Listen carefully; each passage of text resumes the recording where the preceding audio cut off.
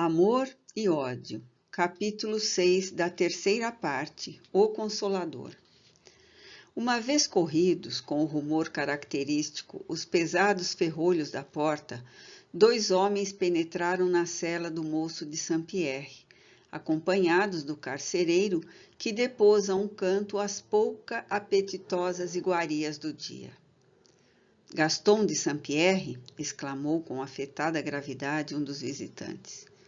Aconselhamo-vos a confissão integral e bem da vossa própria defesa. Vossos crimes foram descobertos, vossos cúmplices falaram. A documentação encontrada em vosso domicílio compromete-vos irremediavelmente. Convirá confessar a fim de tentar defesa. Responderei a um tribunal legalizado. Não reconheço autoridade em inquirições no segredo de um calabouço. Cuidado, senhor Marquês, previno-vos de que será perigoso para vós a resistência. Vós me condenastes previamente. Sei que será inútil qualquer tentativa de defesa. Vinde arrancar-me confissões de crimes que não pratiquei após a violência desta noite, sob ameaça de reprodução da mesma? Os pretensos representantes da lei calaram-se, cruzando significativo olhar. Algo intraduzível e inquietante lhes picou a consciência, ocasionando-lhe mal-estar indefinível. Num gesto automático, um deles estendeu ao pupilo de instrutor papéis a assinar, acompanhados de uma pluma preparada. Gaston recebeu-os em silêncio e assinou sem mesmo ler sobre os joelhos. Desde essa manhã, d'Arbeville passou a aguardar a sentença de morte. Evidente era que falseavam a justiça no intuito de perdê-lo. Os acontecimentos se sobrepunham, cerceando-lhe as esperanças. Sempre incomunicável, não lhe concediam nem sequer o direito de defesa. Tratavam-no como a prisioneiro vulgar, a um malfeitor nocivo à sociedade, negando-lhe as prerrogativas conferidas à nobreza.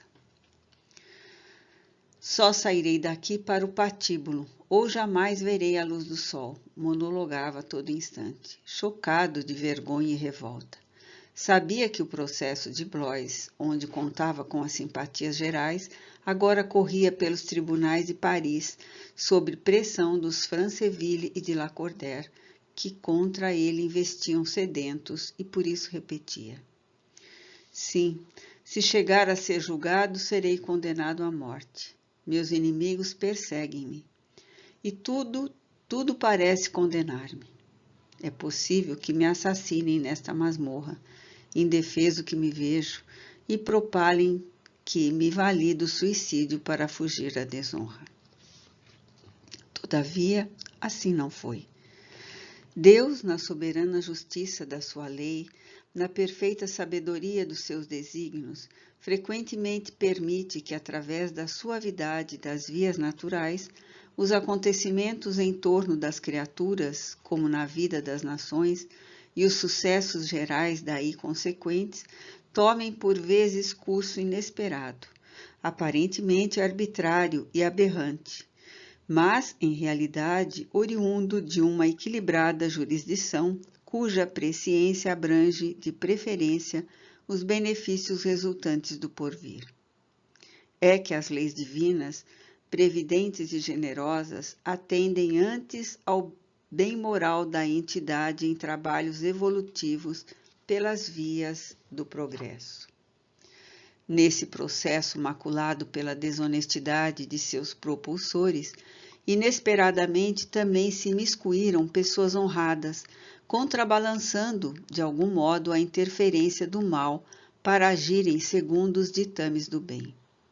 Foram estas o eminente poeta Victor Hugo, correligionário político do jovem acusado, e o professor Denisard Rivaio, aos quais Assunção d'Arbeville recorrera em benefício da ingrata causa do filho. Após examinarem minuciosamente a mesma causa, e verificando a justiça que se faria pleiteando auxílio para o acusado, aquelas duas ilustres personagens se empenharam quanto possível no sentido de fraternalmente o ajudarem. Recorreram, portanto, a todos os recursos legais, desmascararam insídias, conseguindo ainda intervenções de autoridades íntegras, que foram como providenciais barreiras entre a justiça, o réu e a sanha dos seus inimigos. As expansões odiosas de Flávio Henri foram dificultadas quando já não mais seria permitido anulá-las. E saneado, de algum modo, o ambiente, o réu foi novamente ouvido como o fora em Blois, narrando sinceramente a participação tomada em ambos os casos. Não obstante, os testemunhos forjados pelo Visconde Flávio e seus comparsas, confirmados e aceitos por D'Arbeville no momento de desânimo, quando lhe apôs a própria assinatura, não foram anulados, prosseguindo então precipitadamente o processo para a fase final. O senhor Rivaio e o senhor Hugo, reconhecendo a honestidade de suas intenções que não visavam absolutamente a prática de crimes, se esforçaram e o salvaram do patíbulo, mas não lograram reconduzi-lo à sua antiga posição no seio da família e da sociedade. Ansiosos, esperavam todos o julgamento que finalmente foi realizado. Mortificante expectativa pairava pelo ambiente da sala augusta do tribunal. A marquesa de Saint-Pierre, amparada por uma dama, encontrava-se no recinto onde se julgaria aquele filho querido torturado sob guantes irremovíveis do destino. Lívido qual espectro das sombras, Flávio de Lacordaire se rodeava dos de Franceville e, mudo e odiento, não retirava os olhos febris de sobre o réu. E este, sereno e altivo, assistido por misteriosa conformidade na hora máxima, porém sentindo rondar-lhe o ser a apreensão que lhe precede, as hecatombes morais, parecia a personificação da própria dignidade frente ao infortúnio. Sérgio de Villemont, o farrapo humano que Flávio levara à abjeção, é a primeira testemunha a depor.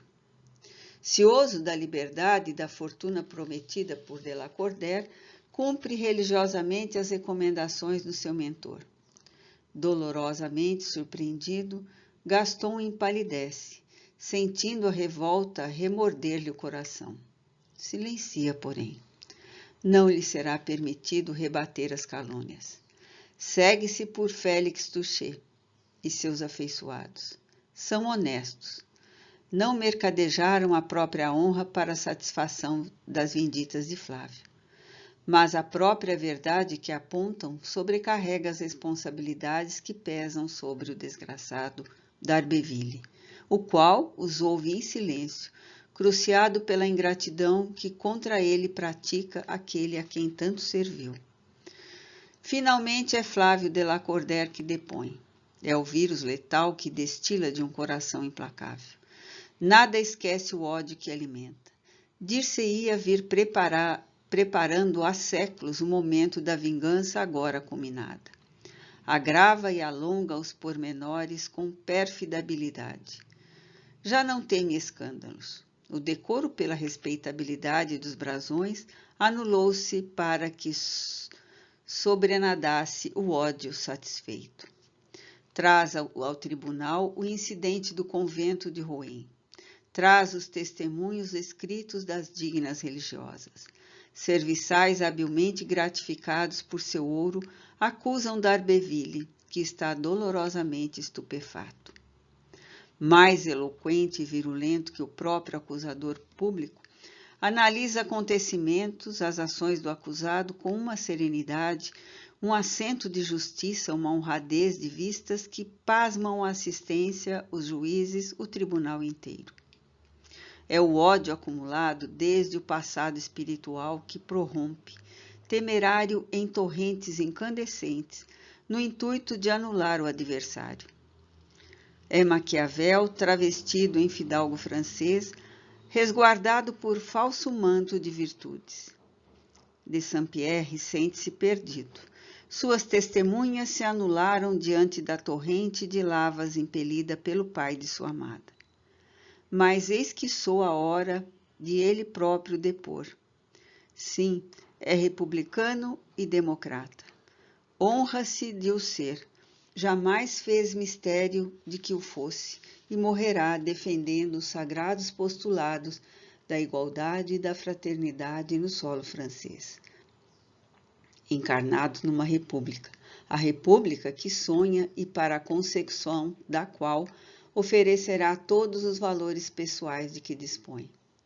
Nega, porém, o crime de morte de que o acusam, repetindo as primeiras versões colhidas pela própria justiça. Passam-se algumas horas. Os debates são acesos, violentos.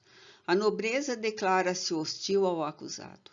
Populares, porém, revelam simpatias àquele que se perde por defender o povo da opressão. Vêm à tona as violências de Corsinier, sofridas pelo réu. O escândalo estruge. O decoro de autoridades muigradas está em jogo. Será preciso que tais arbitrariedades, efetivadas à revelia da lei, não se tornem conhecidas do público quando o regime vacila. É preciso sufocar o alarido. O magistrado suspende a cerimônia. E 2 horas se escoam. Os debates são reiniciados. Gaston é acusado de desejar subverter a ordem em proveito próprio, caluniando funcionários merecedores da integral confiança do governo. A expectativa é ameaçadora e pungente. A senhora de Saint-Pierre sufoca nas próprias lágrimas. De vez em quando, um criado da casa de Soissons, inteirado do que se passa no recinto, corre a dar parte a Henriette, que em sua residência é presa de insuperáveis angústias. Finalmente, após delongas e cerimônias de praxe, foi lavrada a sorte do acusado, que se levanta pálido e emocionado a fim de ouvir os juízes. Nesse momento, o tribunal era como um templo. Silêncio emocionante presidiu no instante decisivo, como se o infinito interferisse para que as celestes potestades presenciassem o que se passava sob os sagrados nomes da lei e da justiça. E a sentença ressoou inclemente ao ouvido de cada um. O tribunal reconhecia Gaston d'Arbeville, Marquês de Saint-Pierre, culpado de crime de traição à pátria.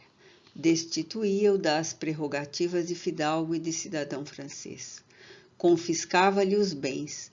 Condenava-o ao degredo e aos trabalhos forçados na Guiana por toda a vida.